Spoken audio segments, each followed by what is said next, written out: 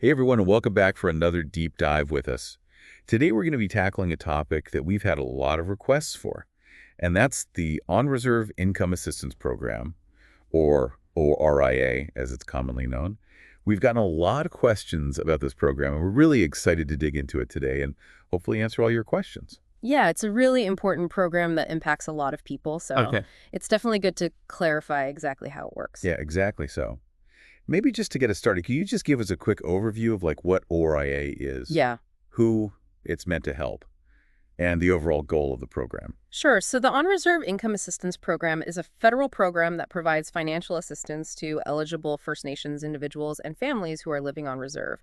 And the goal of the program is to help these individuals and families meet their basic needs, like food, shelter, and utilities. It's essentially like a safety net for those who are struggling to make ends meet. Okay, so it's there to provide that essential support for people when they're having a hard time.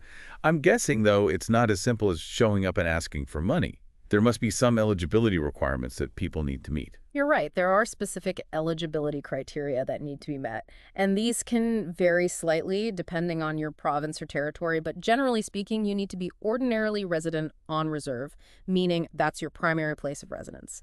You also have to demonstrate that you lack the financial resources to meet your basic needs, and that there's no other sources of income available to you. Okay, so it's about proving that you genuinely need this assistance to get by. That last part about no other sources of income stood out to me. What if someone has a part-time job? Or maybe they receive some support from family? Does that automatically disqualify them? That's a great question. And it's where things can get a little bit complicated. The no other sources of funding rule can create some unintended barriers. So, for example, if someone picks up a few hours of work here and there, or maybe they sell some crafts to supplement their income, if that extra money pushes them above the eligibility threshold, they could lose access to ORRA completely. Oh, wow. So they're almost being penalized for trying to find ways to support themselves, even if it's just a little bit. Yeah, that's a common criticism of the program. It can trap people in a cycle of dependence because they're afraid to seek additional income for fear of losing their benefits. Yeah, that makes sense. It's almost like the system is discouraging people from becoming more self-sufficient. Yeah. Okay, so eligibility can be a bit tricky. Let's say someone does meet all the criteria, though. What kind of financial support can they actually expect to receive from ORIA? Well, that's where this concept of provincial comparability comes in. The goal of the program is to provide assistance at a level that is comparable to what is offered through provincial or territorial social assistance programs in the province or territory where the reserve is located. Okay, so if someone is living on a reserve in Ontario, for example, they should receive a similar level of support as someone living off reserve in Ontario. That's the idea in theory. But the problem is that this approach doesn't always consider the unique challenges and higher costs of living that a lot of on-reserve communities face. So even if the dollar amounts look similar, the actual buying power might be a lot less on a reserve. Exactly. Things like food transportation and housing can be way more expensive in remote communities. Plus, you have to factor in things like limited job opportunities and access to services, which puts even more strain on people's finances. So while provincial comparability is a good idea in principle, the reality is a bit more complicated. I see what you mean. It's not really an apples-to-apples comparison. So what does this actually look like in terms of dollars and cents? How much money can someone realistically expect to receive from ORIA each month?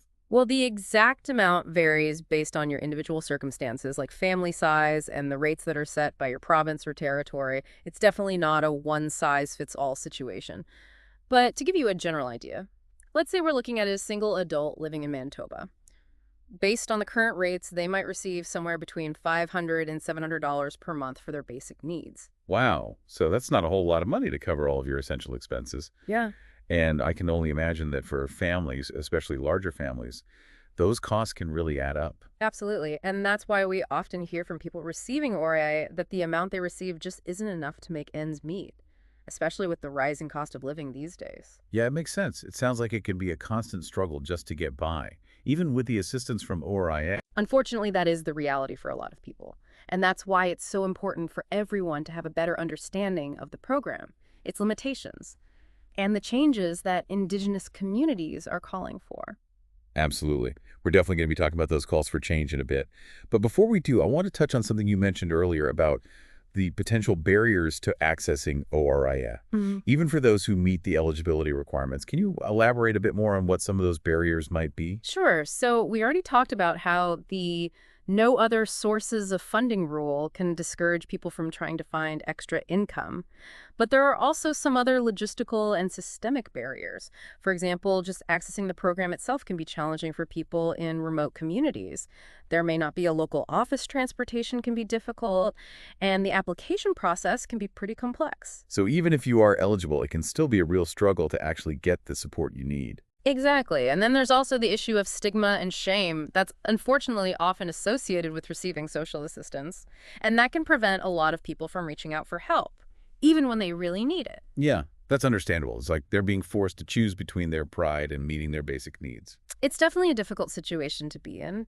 And it shows why we need a more compassionate and understanding approach to how we think about and deliver income assistance. Right. It's about recognizing that everyone deserves support when they're struggling, and receiving assistance doesn't diminish someone's worth or their dignity. Exactly. It's about creating a system that empowers people, not one that shames them. I think this is already proving to be a really insightful discussion. We've talked about the purpose of ORIA, the eligibility requirements, the kind of financial support people can expect, and some of the barriers that they might face. But there's still so much more to unpack, especially when it comes to the calls for change and the potential for creating a more equitable and empowering system. We're going to be exploring all of that in much more detail in our next segment, so be sure to stay tuned. Yeah, I'm really looking forward to that conversation. I think it's so important for everyone to really understand this issue and how it impacts Indigenous communities. Yeah, I agree. And before we move on to that next part, I want to quickly remind everyone to like this video, subscribe to our channel Timely Trends and News, and share this information with your friends and family. Spreading awareness about these important topics is crucial, and your support really helps us reach a wider audience. Definitely. It's all about sharing knowledge and supporting each other. Exactly. All right, so we'll be right back after a quick break to continue our deep dive into the On-Reserve Income Assistance Program. Welcome back, everyone. Before the break, we were talking about some of the limitations of the On-Reserve Income Assistance Program, or RIA. Yeah, and it's important to acknowledge that while it does provide a really crucial safety net for a lot of people, there's this growing consensus that the program needs some major changes. We've been hearing calls for change coming from Indigenous communities all across Canada, demanding a system that's more fair, equitable, and actually empowers people. Yeah, for sure. And those calls for change are coming from a really deep understanding of the historical and systemic issues that contribute to poverty and economic marginalization in Indigenous communities. It's not just about making small changes to ORIA, but creating something entirely different, something that really supports self-determination and recognizes the unique needs of Indigenous peoples. Yeah, that makes sense. It's not just about putting a Band-Aid on the problem, but actually addressing the root causes of inequality. So what are some of the specific things that Indigenous communities are asking for? One of the biggest demands is to get rid of that provincial comparability model. As we were talking about before, this model doesn't always account for the higher costs of living and the unique challenges that people face in on-reserve communities. Instead, there's a push for a needs-based approach, one that considers the actual cost of living on reserves and makes sure that the financial assistance is enough to actually meet people's basic needs. Okay, yeah. It's about recognizing that a dollar doesn't go as far in some communities as it does in others, and making sure that the support reflects that reality. What are some other key areas where people are looking for change? Another major focus is on shifting the program from just passive support to active empowerment. So instead of just giving out money, the idea is to invest in individuals and help them gain the skills and resources they need to support themselves. This could include things like access to case management, where people get personalized guidance and support to navigate the system and overcome any barriers they might be facing. Now, that's interesting. So it's kind of like having a dedicated coach in your corner. Someone who can help you come up with a plan, connect you with different resources, and support you along the way. Exactly. It's about providing that wraparound support that can really make a big difference. There are also calls for more funding for pre-employment supports, like childcare transportation and skills development programs. These are all really crucial for helping people enter the workforce or go back to school by removing those practical obstacles that might be in their way. Right. I could definitely see how those would be important, Yeah. especially for single parents or those living in remote communities where transportation can be a real challenge. Definitely. And then there's also the idea of community capacity building. community capacity building, what does that mean? So it means investing in the infrastructure, resources, and training that communities need to effectively deliver these important services. It could include things like providing enough funding for those working as income assistance administrators, upgrading IT systems, or making sure that the office spaces are welcoming and efficient. Okay, that makes sense. So it's about building a really strong foundation for these services so they can be sustainable and actually meet the needs of the community. Exactly. Empowering communities to take charge and shape these programs in a way that reflects their values. I really like that. And of course, there are also calls for more funding for things like mental health care and affordable housing. Yeah, those are essential. We can't talk about economic empowerment without addressing those fundamental needs first. Definitely. Having safe and affordable housing gives people the stability they need to focus on other things, like their education or career or personal growth. Absolutely. And then access to culturally relevant mental health care is really crucial for addressing the intergenerational trauma that many Indigenous communities are still dealing with. It's all about creating a holistic support system that recognizes the many different realities of Indigenous peoples and provides the right resources and opportunities for healing growth and a better future. That's a great way to put it. It's about recognizing the strength and resilience of Indigenous communities and then working with them to create a system that truly works. I love that. It's so inspiring to hear about these calls for change and to know that so many communities are coming together to advocate for a better way of doing things. I'm also curious, though, about what steps have been taken so far to address all of these concerns. Have there been any promising developments? Well, there have been some positive steps for sure. Back in 2018, Indigenous Services Canada started a nationwide engagement process on income assistance. To get feedback from First Nations communities about how to improve the program, they held sessions all over the country and heard from program administrators, caseworkers, clients, community members, and First Nation leaders. Oh, wow. So they went straight to the people who were most impacted by the program to get their input. That's great. Yeah, it was a big step towards recognizing how important it is to include Indigenous voices in the policymaking process, and the feedback they got was incredibly valuable. What were some of the main things that came out of those engagement sessions? Well, a lot of the themes we've already talked about came up again and again. Things like moving away from provincial comparability, the need for culturally relevant approaches, more flexibility and local control over the program, and the need to really address those high costs of living on reserves. It was really clear that these were all top priorities. So it sounds like the concerns that these communities have been raising for years were finally being heard on a national level. Yeah, definitely. And it gave people a lot of hope. The engagement process also led to some concrete recommendations that have been informing discussions about potential changes to ORIA. Oh, that's awesome. Can you give us some examples of those recommendations? Well, one of the key recommendations was to move towards that needs-based funding model that we were talking about, one that looks at the actual cost of living on reserves.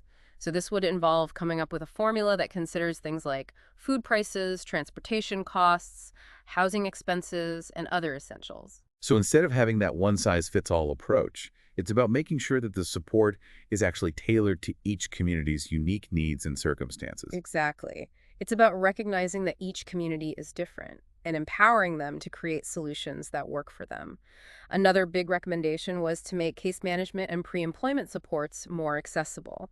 People really emphasized that personalized guidance and resources are so important in helping individuals achieve their goals, whether it's finding a job, going back to school, or starting their own business. Yeah, those individualized supports can make a huge difference. For sure. And then there were also a lot of calls for more funding for community capacity building, making sure that communities have the resources and infrastructure they need to manage and deliver those crucial services. So things like investing in training for program administrators, upgrading those IT systems, and making those office spaces more functional and welcoming. Right. So again, it's about strengthening the foundation and empowering of those communities to take ownership and make sure that these programs are really meeting their needs. Exactly. It's about building something that's going to last and that actually helps the people it's intended to help. And then, of course, there were those calls for increased funding for those essential services like mental health care, culturally appropriate programming, and affordable housing. It's all interconnected when you're trying to create a holistic system that promotes well-being and self-sufficiency. It's about addressing the whole person, not just their financial needs, and recognizing that true economic empowerment involves looking at the social, cultural, and emotional well-being of individuals and communities. Exactly. Creating a system that helps people reach their full potential and live really fulfilling lives. That's awesome.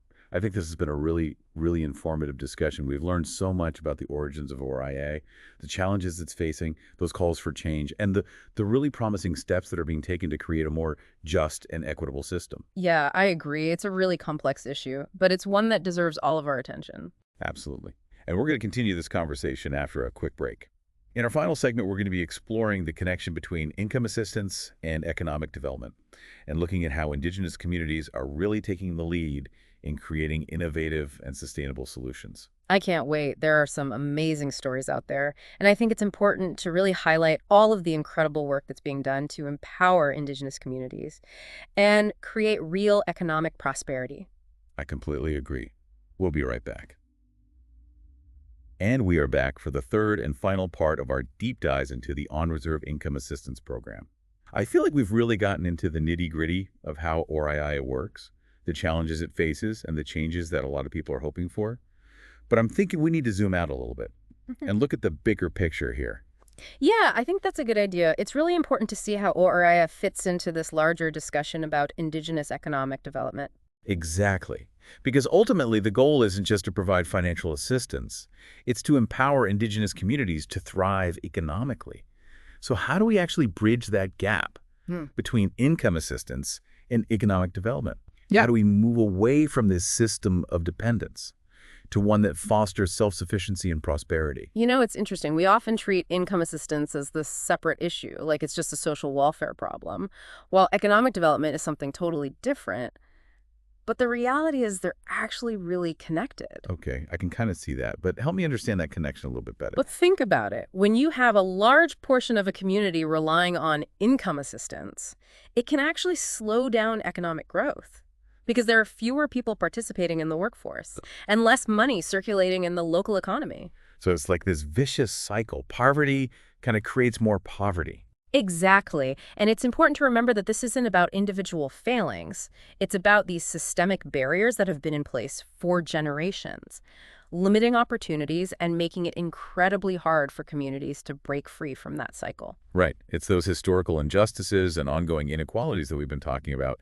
They have a real impact on the economic well-being of Indigenous communities. Absolutely. And that's why true economic development requires us to address those root causes.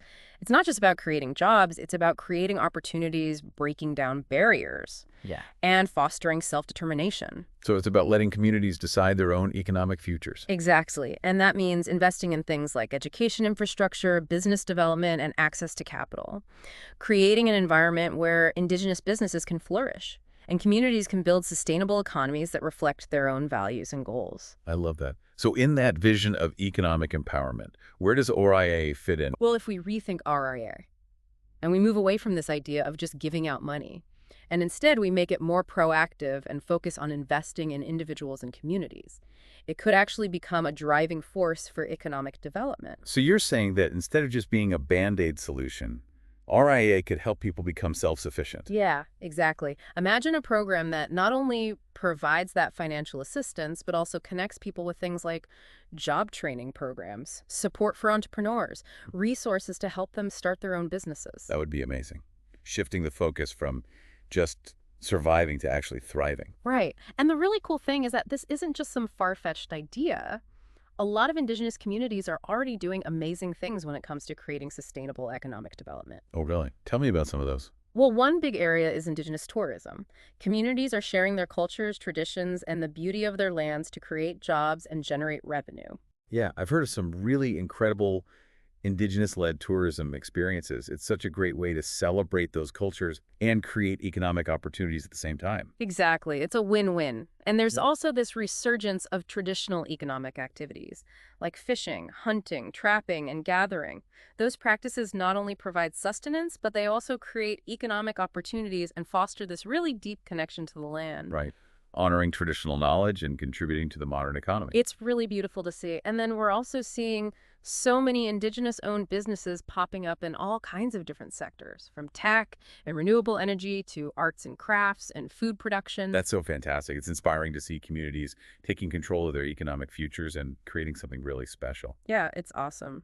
And it's important to remember that Indigenous economic development is good for everyone. It creates jobs, strengthens those local economies, and contributes to the overall prosperity of Canada. It really highlights how interconnected we all are, and how investing in the well-being of Indigenous communities is really investing in the well-being of the whole country.